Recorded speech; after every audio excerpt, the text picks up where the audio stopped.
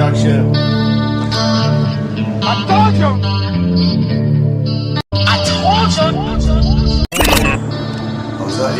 It was in front of a lawn, a place I'd never been to in my life, right? And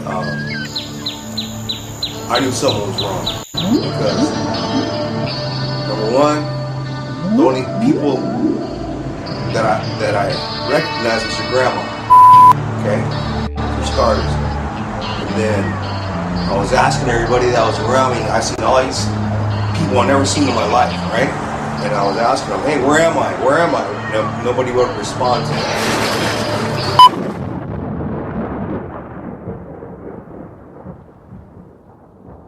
So that's my clue number one, that I knew that there was something wrong, right? So, damn, dude, that's when I see your grandma. You know? And she said hello to me. Hey. And then I said, hey, Graham, and then, you know, as soon as I said, hey, Graham, she just like walked away from me, like, you know, she didn't know me. Because she at least said hello to me. But then after that, I started asking everybody where I'm at. You know, I started getting scared. I felt fear, and everybody I asked, which I didn't even recognize, I asked them where I was at, and no response. No response at all. They just walked by me like I was dead, or were they dead? You know? And it was such a weird feeling. So anyhow, all of a sudden I see these two white, beautiful, angelic-looking girls that walk right next to me. And I asked them, hey, where am I? Where am I? And they just walked by me, floated right by me. And by that point, I heard a giant explosion. And then I looked across the street, and there was this Metro cops or something like that. They were pulling these people out of this abandoned building that was boarded up.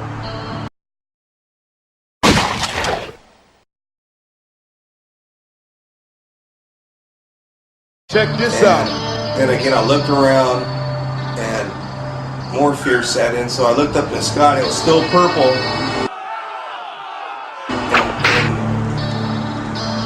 And there was purple smoke, orange smoke.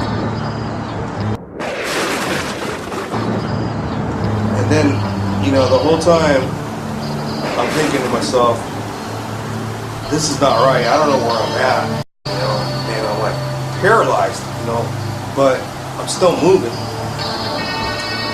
So I walk to the side of the house. I go inside, and I see Tony's grandpa, Roy, and he's walking around, and I asked for Tony.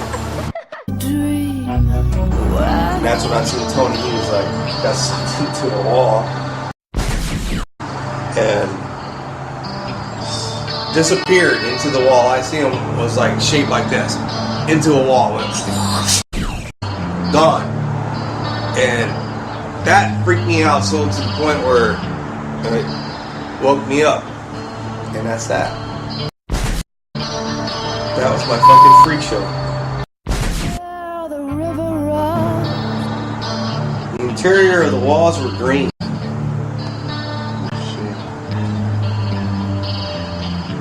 Like a dark avocado. And it was musty looking. It was like old boxes around. And I just knew I was in the wrong place. And I knew I needed to wake up. And this is all a dream. Unexplainable. That's another reason why I'm telling you, I just needed to wake up, because there was somewhere where I knew that wasn't from this world.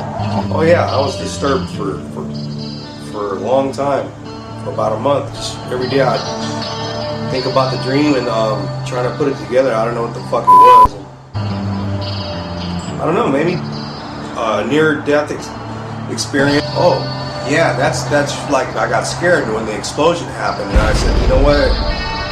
If Tony's grandma and his grandpa here, Tony's got to be somewhere around here, so that's why I went into the house. And I was scared, and I go, where's Tony? Where's Tony? And then his grandpa would stare at me. And, you know, that's when, you know, all of a sudden you popped out of nowhere. Popped out of nowhere, and then you were sucked into that ball. And my heart rate was like, my heart was in my throat, dude. It was like I experienced something like that was real, dude. You know, I was like caught in between this fucking reality and some other dimension or something, you know, because it was unexplainable. Because my regular dreams are fucking pleasant or whatever, you know, cool. But this was just like some disturbing feeling, dude. Like I was somewhere else, man. Joker.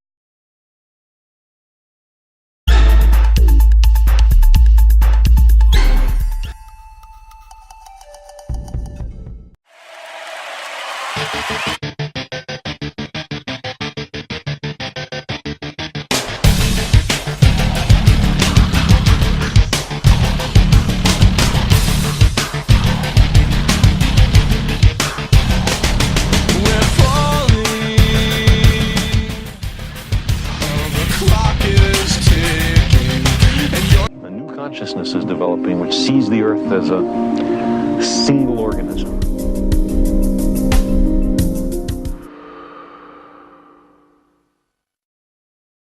I told you.